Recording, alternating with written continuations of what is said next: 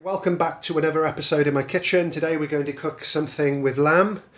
Obviously when we think of lamb we think of ROGN Josh. So today we're going to be cooking a ROGN Josh curry. Let's start with the ingredients. We have some nice pieces of lamb that have been boiled for about 25 minutes. Let's start with the onions first. We have one large red onion finely sliced. And let me just get a close-up here of the dry spices we're going to use, because although this is going to be a restaurant style, we're going to be using a base gravy. We are going to keep it pretty authentic as well. We have one cinnamon leaf, 3 small red chilies grown in my friend's garden, really quite pungent and red. We have a small stick of cinnamon. We have half a teaspoon of black pepper. We have some ROGN Jot spice, which gives a really nice red colour. You might want to Google that if you're not familiar, but it's really a typical spice to be using with authentic ROGN Josh. We have 3 cardamoms. We have about 2/3 of a teaspoon of cumin and 4 cloves, and those cardamoms were green, not brown cardamoms. Next to that we have about 1/3 of a cup of natural yogurt diluted with a little bit of water, so when you add it to the dish it doesn't curdle. We have a skimpy handful of chopped methi leaf. Now methi leaf isn't as pungent as the kasuri methi, which is quite, you know, you really get that fenugreek flavour coming through. So we're going to use a little bit of this. We have some 2/3 of a teaspoon of garam masala. That's freshly homemade. It's a really good recipe. I'll post the link up for that on the screen. We have some coriander powder, a teaspoon of Kashmiri chili powder, about 2/3 of a teaspoon of salt, about half a chef spoon or roughly 2 tablespoons of ginger and garlic paste. We have some seasoned oil. Again, that's going to add a lot of flavour as well, combined with the tarka or seasoning oil ingredients that we've mentioned earlier. I'll post a link up for my seasoned oil. And as this is a restaurant style, we've got some base gravy. I'm not sure how much we're going to use, but I'm going to heat up about 300 millilitres, and I'm going to play it by eye as the dish cooks, and we're going to add it accordingly. So this is a really rich dish, and originating in Rajasthan. So if you have lamb, basically you need mountains. So one thing leads to the other. If you have mountains, you have sheep. If you have sheep and you have rain in a moderate climate, you have lamb. So I'm not 100% sure whether it's from Rajasthan, but I'm pretty sure it's that region. It's definitely North Indian anyway. So let's get cooking. So as I've mentioned numerous times on my other videos, I do need to repeat myself just in case this is the first video you've ever seen. So I need to really start from scratch with the explaining with each video. So I do have my base gravy. I'll put a recipe up for that. It's an amazing back to basics base gravy called Dag. That's heating up alongside the pan. That's nicely hot now. Let's add the seasoned oil. Okay, that's starting to sizzle, shows the pan is nicely heated up. And to that let's add our whole spices, and this is a process called tadka or tadka. And what you'll notice, did you see that red colour? That's not really coming from the chilies. The chilies will emit a little bit of red flavour, but that's the ROGN Jot spice. Okay, quite a rare spice. It's just used for its vibrant red colour really. So let's just crackle those spices off, and we'll come back to that in a moment.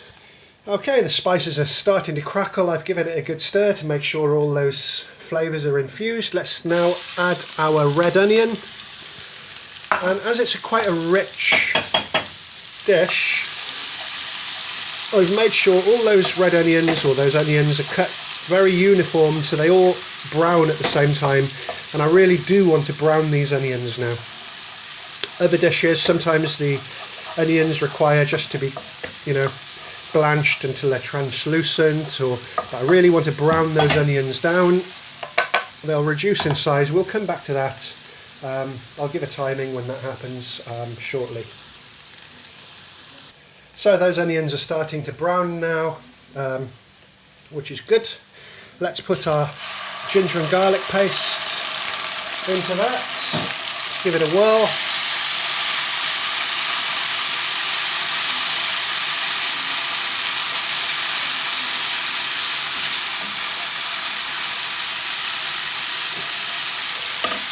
So as for the lamb, yes, the more authentic recipe would cook the lamb on the bone, so it will be simmered for, you know, a good 50 minutes to an hour and a half. All the juices from the marrow bone would have seeped out through the meat into the sauce. Okay, but this is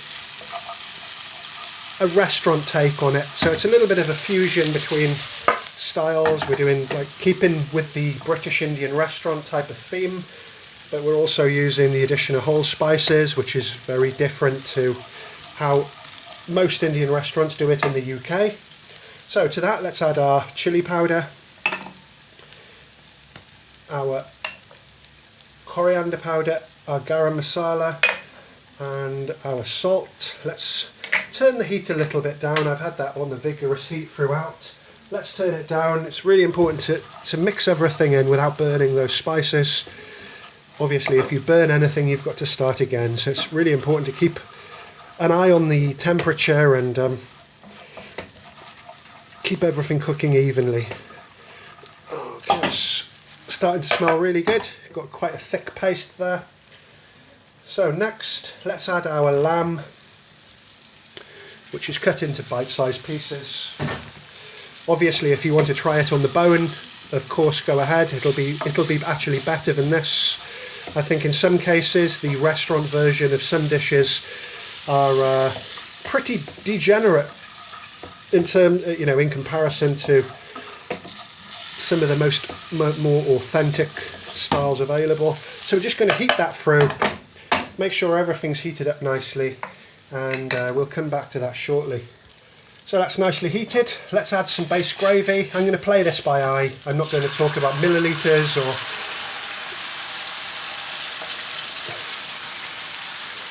So about 200 millilitres went in there now.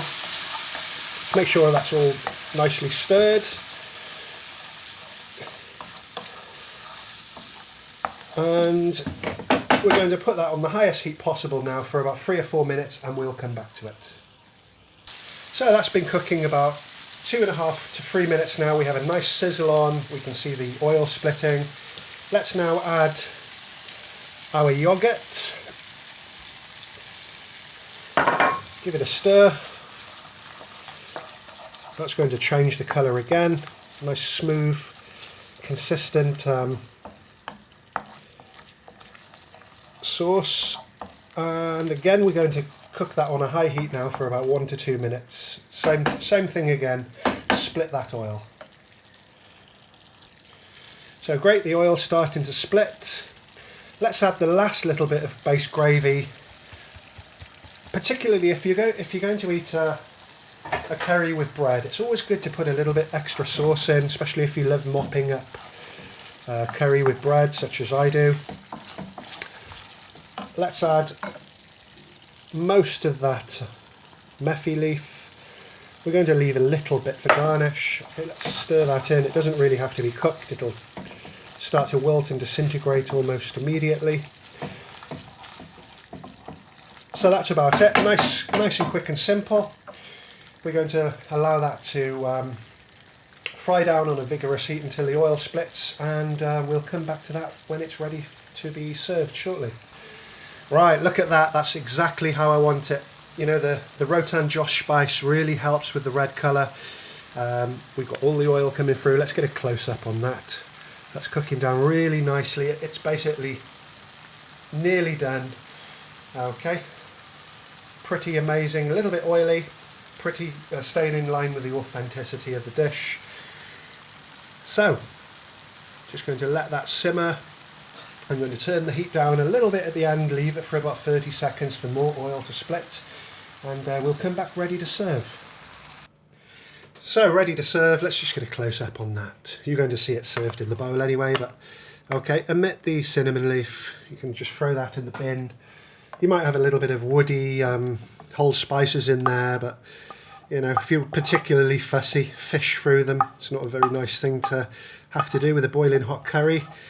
But yeah, it's nothing better sometimes than munching on something and getting a whole cardamom. Or a lot of people advise against it. They say, oh, once you tuck into a whole spice such as a cardamom or a piece of cinnamon, then your taste buds are tarnished and you won't taste any of the rest of the ingredients. But you know, it's all good. It's all curry. So there you have it, Rogan Josh. Let's put a little bit of that remaining Meffy on the top for garnish. Nice and simple.